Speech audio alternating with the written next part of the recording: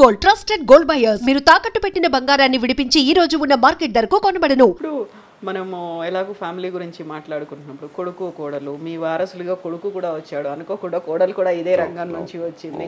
But వాళ్ళు సడన్గా మీరు ఎలా అయితే ఒక ఫుల్ స్టాప్ పెట్టాను అన్నట్టుగా వచ్చేసారు. ఫిల్మ్స్, సీరియల్స్ ఇవన్నీ వచ్చేసాయి, ఇంకా నా లైఫ్ ఇప్పుడు రిలాక్స్డ్గా ఉంటారు. మరి వాళ్ళు ఎందుకు ఉన్నటువంటి సీరియల్స్ మానేశారు, సినిమాలు మానేశారు?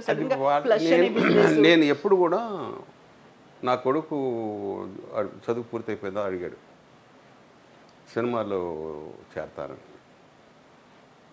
నీ దగ్గర ఏముంది చెప్పు ఫస్ట్, నువ్వు యాక్టర్వా కాదు, ఏమీ నేర్చుకోరా, కొన్ని కరాటీ గిరాటీ ఇలాంటివి నేర్చుకున్నావా లేదు, కొన్ని డ్యాన్స్ నేర్చుకున్నావా అది లేదు, ఎలా సినిమా యాక్టర్ అవుతావు అని ఫస్ట్ కనకాల దేవదాస్ గారు అని ఒక ఆయన ఉన్నారు, ఆయన దగ్గరికి వెళ్ళి నేర్చుకో. ఒక 1 year సంవత్సరం 2 years నేర్చుకో. ఆ తర్వాత నువ్వు ట్రై చేయి.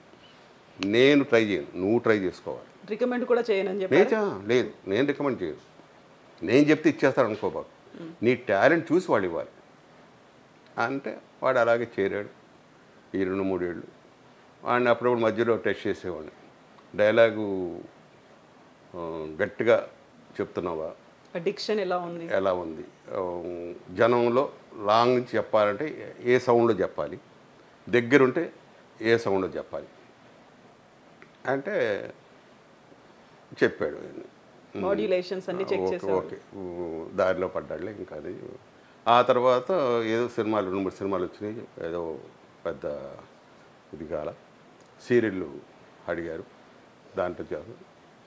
అది వృత్తే, తప్పేం కాదు, చేసుకో, నీకు ఇష్టం ఉన్నా చేసుకో. ఆ తర్వాత అక్కడ చుట్టేయడం మొదలుపెట్టారు ఆ సీరియల్స్. వాడికి నచ్చల, గబగబా అయిపోయిందని చెప్పి రోజుకి 7 సీన్లు 10 సీన్లు 20 సీన్లు 2 కెమెరాలు పెట్టి 3 కెమెరాలు పెట్టి తీసుకుని చుట్టేస్తున్నారు డాడీ గారు.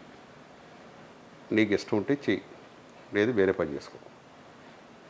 అక్కడికి వెళ్ళామంటే మన పని ఆడు ఎలా చుట్టాడో మనకు అనవసరం, చెప్పింది చేసేయాలి. అది చెప్పింది మనం చేయటం అంతే మన డ్యూటీ, మిగతాయి మనకు అనవసరం. ఒకడేమో ద్రాక్ష పళ్ళతో బ్రహ్మాండం తీస్తాడు, ఒకడేమో బత్తాయిలు తీస్తాడు, ఒకడు రాళ్ళతో తీస్తాడు. అది మూసుకొని మనం చేయటమే అని ఇలా చెప్పి సరే తమిళ్లో కవర్ వచ్చింది రాడాన్ని. వాయి బాగా సక్సెస్ అయిపోయాడు. ఇక్కడ కూడా అదే సేమ్, మధ్యలో మానేశాడు. ఏరా అంటే లేదు బాగాలేదు, ఇక్కడ కూడా అదే మొదలైంది. మరి ఏం చేస్తావు, బిజినెస్ చేస్తావు, లేదని ఆలోచించుకో, నీ ఇష్టం. ఒక 2 ఏళ్ళు అయిన తర్వాత ఇంకా దీని ఫ్లష్ అని ఒక చిన్న కొట్టు పెట్టుకొని అది అలాగ కసి. అందులో కొడుకు శ్రీకర్, కోడలు సంతోషి ఇద్దరు కలిసి, తను కూడా మాకు తెలుగు సినిమాలో బోల్డంత పరిచయం ఉంది, సీరియల్స్ చేసి తను కూడా టక్కున వదిలేసి ఇద్దరు అనుకొని చేశారు. ఇద్దరు అనుకొని ఇలా కాదు మనం బిజినెస్ అనుకున్నారు. వాళ్ళకి కుదిరింది, ఏది అవసరమో అది కరెక్ట్గా పట్టుకున్నారు. జనాలకి ఏది అవసరమో, ఇప్పుడు ఆ అమ్మాయికి ఉన్న పేరు అసలు మామూలుగా ఇంత కాదు. వాళ్ళు చెప్తుంటారు, బెంగళూరు షూటింగ్ వెళితే వాళ్ళు చెప్పేవాళ్ళు ఎంతమంది ఫ్యాన్స్ ఉన్నారండి ఇక్కడ ఆవిడకి. తెలుగు ఫ్యాన్స్ మర్చిపోలేదు, కన్నడ వాళ్ళు అంటమ్మా. అందుకని ఇప్పుడు కన్నడలో కూడా వాళ్ళు చేస్తున్నారు. ఇప్పుడు కన్నడం కూడా అమ్మాయికి రాదు, కానీ వచ్చి రాని దీంతో మేనేజ్ చేస్తూ ఇప్పుడు మెయిన్ అక్కడ కూడా ప్లానింగ్ ఉంది. ఇద్దరు కష్టపడము. రాత్రి అలా కష్టం చూస్తుంటే నేను కూడా పడలేదు. నేను ఒకప్పుడు అనుకునేవాడిని, పొద్దుననగా వెళ్ళిపోతాం, రాత్రి వచ్చేవాడికి పిల్లలు పడుకొని ఉంటారు, పొద్దున పడుకొని ఉంటారు పిల్లలు. 10th దాకా నేను వీళ్ళని చూసుకోవాలి పిల్లల్ని.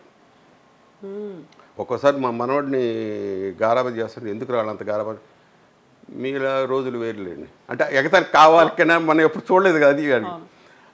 అలాగా వాళ్ళు పడే కష్టం చూస్తుంటే అస్సలు ప్రాణం సూర్యుడు ఉండదు, తిండి ఉండదు, క్లాసులు ఏమో ఒక అరగంట 10 నిమిషాలు కదా తిండి తిని. వాళ్ళు ఏమనుకుంటారు, పొద్దున వెళ్ళిందంటే రాత్రి దాకా నిల్చోనే ఉంటారు అన్నీ. ఇది కూడా హ్యాట్సాప్. అంత కష్టం ఎవరు, నేను ఒకప్పుడు అనుకునే నేను కష్టపడి, కానీ నాకన్నా వాళ్ళు వేరేట్లో కష్టపడుతున్నారు. కాకుండా ఆ సక్సెస్ కూడా అదే రేంజ్లో వస్తుంది కాబట్టి వాళ్ళు చెప్పా, ఎక్కువ రోజులు చేయొద్దు, ఇంకొక 5 years చేసుకోండి, తర్వాతకి రిలాక్స్ అవ్వండి, ఇంకొద్దు, ఎందుకంటే మెంటల్గా డిస్టర్బ్ అయిపోతారు తర్వాత, వద్దు అని ఇద్దరికి వెళ్ళి ఇప్పటి నుంచి చెప్తున్నాం.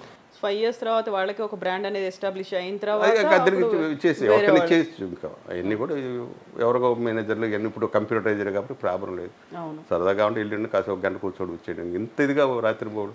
మొన్న 2 సార్లు చూసాం మా వాడిని అయితే. అంటే పనోళ్ళు చేసే తప్పులకి వీళ్ళు ఎంత బలవుతున్నారంటే స్ట్రెస్ ఎంత అవుతుంది అని. హాస్పిటల్కి వెళ్ళి ఆ సూది ఇలాగ ఇక్కడ ఉంటుంది కదా అలాగ ఉంది, వచ్చాడు ఇంటికి కూర్చున్నాడు, పాండిచ్చేరిలో మర్చిపోయాం నగలు అన్నారు. చూసా ట్రై చేశాడు, తాళాలు తీసుకున్నాడు, ఎక్కడికి రా అన్నాడు. పాడి ఏరా నీకేం మతుందో లేదు, పక్క తీరు కూడా తీరేది లేదు, వెళ్ళాలి వెళ్ళిపోయాడు. 7 రోజులు హాస్పిటల్లో ఉండి వచ్చి మనిషి ఎలా ఉంటాడు నీరసపడి వెళ్ళిపోయాడు. కరెక్ట్గా ముహూర్త టైంకి వెళ్ళిపోయాడు. ఆ నగలు ఇచ్చి ఆయన తిట్ట కూడా తిట్టాడు. మొత్తం బ్లడ్ డ్రైవ్ సూది ఉంది. చేసుకుంటూ మొత్తం ఆ సూది లోపల పెడతారు కదా, అది తీల ఇంకా అంటే రోజు వెళ్ళి మళ్ళీ చేయించుకోవాలి. తిట్టి ఏమైంది ఇప్పుడు నగలు లేకపోతే ఏమైంది, ఆల్రెడీ కోటీశ్వర్లు అవి బంగారు పెట్టుకుంటాం కదా అని ఆయన తిట్టాడు. అంత ఇది డెడికేషన్ ఉండబట్టి డెడికేట్గా వాళ్ళకి అంత పేరు. హ్యాట్సాప్. మొన్న కూడా ఈ మధ్య అదే జరిగింది. మళ్ళీ వచ్చాడు ఏదో ఊరు నుంచి, వెంటనే పోను సేమ్ అదే పాటించి ఏదా అంటే ఇంకెవరు లేరు, టైం లేదు, నేనే వెళ్ళాల్సిందే. ఇప్పుడు వీళ్ళు ఇంత కష్టపడుతున్నప్పుడు మీ ఆ డేస్ అవన్నీ గుర్తొస్తూ ఉంటాయి కదా. మళ్ళీ మనం ఒక్కసారి వెనక్కి వెళ్తా, పునాది రాళ్ళు లేకుంటే మన ఊరి పాండవులు. యూజువల్గానే ఫిల్మ్ ఇండస్ట్రీ అనగానే తమిళ 80s హీరో హీరోయిన్ల రీయూనియన్లు అవుతూ ఉంటాయి, ఇవన్నీ అవుతూ వాటికి వెళ్తుంటారా ప్రసాద్ బాబు గారు? లేదమ్మా, ఎందుకు తెలియదు. కటాఫ్ ఆ కాలంలో అయినప్పుడైనా వెళ్ళేవాళ్ళ? అప్పుడు స్టార్ట్ చేసిన ఇనీషియల్ డేస్లో వచ్చింది ప్లాన్, అప్పుడు కూడా వెళ్ళకపోయేది? లేదు లేదు అస్సలు. అంటే గెట్ టుగెదర్లు ఉన్నాయి, గ్యాదరింగ్లు, ఈవెంట్లు ఉన్నాయి, అసలు టచ్ మీ నాట్ అంతే. పని రావడానికి వాళ్ళు ఫిక్స్ అయిపోతారు. చాలామందికి రాడు ఎక్కడికి. ప్రసాద్ బాబు ఇలాంటి వాటికి అటెండ్ అవ్వరు. నో ఫ్రెండ్స్, ఎవరితో ఉంటా అందరితో ఎంతవరకు అంతవరకు. ఎక్కువ వాళ్ళ ఇళ్ళకి వెళ్ళిపోవటాలు ఎందుకు. కృష్ణ గారు, శోభన్ బాబు గారు వీళ్ళందరూ వచ్చాను, ఎన్నోసార్లు పిలిచారు. వస్తాను, ఒక చిన్న పని ఉంది యాక్టర్ షూటింగ్, అబద్ధం ఆడేసి వెళ్ళేవాడిని కాదు. ఓకే, మరి మీరు ఇంట్లో ఫంక్షన్స్ ఇలాంటి వాటికి వాళ్ళని నేను ఎవరిని పిలవనమ్మా. మామూలు నా బంధువులు నా ఎవరైనా ఉంటే ఎవరైనా ఫ్రెండ్స్ ఉంటే వాళ్ళ ఫ్రెండ్స్ వాళ్ళు పిలుచుకోమంట. నేను ఎవరిని బలవంతం చేసేది నా ఏంటి ఫస్ట్ నుంచి వాళ్ళ ఏదో పనులు ఉంటాయి, ఎందుకు మనం డిస్టర్బ్ చేయటం. నేను అది అనుకుంటా, వాళ్ళు అది అనుకుంటున్నారు, ఏమో తెలియదు మరి. లేదు, ఇనీషియల్ డేస్లో వాళ్ళు పిలిచి ఉంటారు, మీరు ఏదో చెప్పి తప్పించుకుంటున్నారు, ఇంకా రారలేదు అని మెయిన్ అది అయి ఉండొచ్చు. ఇప్పుడు మన ఫ్రెండ్స్ అంటారు, ఏమయ్యా మీ పిల్లలు పెళ్ళిగా అంటే సరే ఓకే, పెళ్ళిళ్ళు అయిపోయిన తర్వాత ఇంకెందుకు వస్తావు నువ్వు అని వాళ్ళు ఫోన్ చెప్పి